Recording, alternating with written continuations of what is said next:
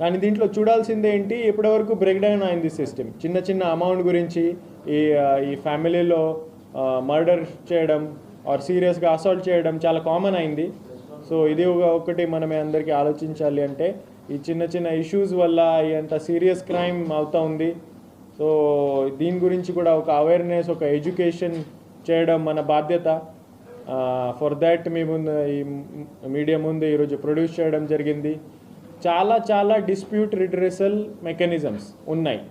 ఇప్పుడే PGRS system ఒక quality system నడుస్తూ ఉంది. వెంటనే టైమ్లీ మనం రిడ్రెస్ చేస్తున్నాము.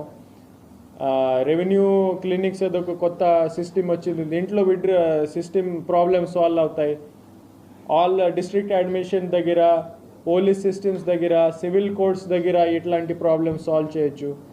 పెద్దవాళ్ళు సమక్షంలో, లీడర్స్ సమక్షంలో ఇట్లాంటి ప్రాబ్లమ్స్ సాల్వ్ చేయొచ్చు. కానీ ఇట్లాంటి స్మాల్ ఇష్యూస్ వల్ల ఓన్ ఫ్యామిలీస్కి మర్డర్ చేయడం, అప్పటి వరకు పరిస్థితి పోకుండా ముందే మీరు ఇట్లాంటి సిస్టమ్స్, ఇట్లాంటి ప్రాబ్లమ్స్ పోలీస్ సిస్టమ్ కానీ ఏదో ఒక డిస్ప్యూట్ రిడ్రెసల్ సిస్టమ్ దగ్గర తీసుకువస్తే these kind of crimes can be prevented.